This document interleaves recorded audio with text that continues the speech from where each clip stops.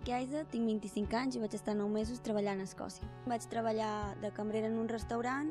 i a les nits en un pub, també, de cambrera però més amb alcohol. Tenia pocs diners per poder pagar la universitat i jo volia anar a la universitat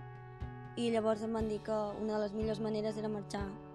a estudiar a l'estranger. La idea era poder anar a Londres, a una ciutat, però allà hi ha molta gent estrangera treballant i buscant feina i al final, després d'esperar 2 mesos alguna feina que m'interessés, em van dir que l'únic lloc era a un hotel d'Escòcia, en concret les Illes Hebrídes, i que si volia estar-me allà m'hi deixaven anar a treballar tots els mesos que jo volgués. Ma mare em va ajudar a buscar un contacte d'una noia que ja havia a través d'aquesta agència ja havia anat allà a estudiar i em van dir que també oferien feines tant de niñera com de restaurants. Van tardar molt més del que esperàvem, però sempre van ser molt simpàtics i ens van apoyar molt i quan ens vam donar compte que no semblava que fos gaire fàcil, tan fàcil com ens pensàvem de trobar feina, ens van dir que si no ens tornaven els diners. El que has de tenir molt clar és que si no saps anglès et costarà inclús omplir els requisits que ells et demanen, perquè vaig haver de fer el currículum en anglès, vaig haver de fer una carta de presentació en anglès, cartes de recomanació dels llocs que havia treballat en anglès, vaig haver d'anar a demanar a la sanitat pública que em fessin un paper conforme no estava malalta ni tenia res, inclús vaig haver d'anar a la policia conforme no tenia cap problema amb l'estat i també el que també ens va costar més, com si diguéssim, va ser la targeta sanitària europea, que si els dèiem que era per anar a treballar fora no ens la volien donar i vam tenir problemes a l'hora de que ens acceptessin fins a la ONU. Jo a les 24 hores havia de parlar en anglès, amb els clients havia de parlar en anglès, amb el jefe havia de parlar en anglès. Si tenia 2 hores lliures per anar a prendre el te amb els dels companys de feina,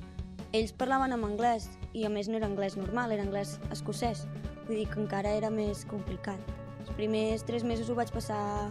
malament perquè no en tenia, però entre que mirava la tele tot el dia i que ells sempre m'estaven parlant en anglès i em repetien bé les coses, jo ara no tinc cap problema a l'hora d'entendre l'anglès ni ja és algo que no haig de pensar, simplement parles i ja està. Amb el tema de diners, jo el que vaig gastar, perquè vaig pagar 800 euros per al papeleo, més el bitllet d'avió, descomptant això, tota la resta que jo vaig tenir ja eren ingressos, vull dir que no vaig perdre diners, tot el contrari, em vaig guanyar molts. El tema de l'allotjament, cada hotel és diferent. En el meu cas jo pagava 35 pounds a la setmana, tenint en compte que guanyava uns 200 si feia un horari normal, i tenia inclòs l'habitació i el menjar. I els jefes també eren molt solidaris amb mi i m'ajudaven amb tot el que poguessin. Jo no vaig tenir mai problemes laborals, ni de diners, ni de res. Si volia un dia de festa me'l donaven, si volia treballar més hores, treballava més hores, i jo estava bastant bé en aquest sentit. Les coses que ara no faria i que vaig fer va ser aguantar tants mesos.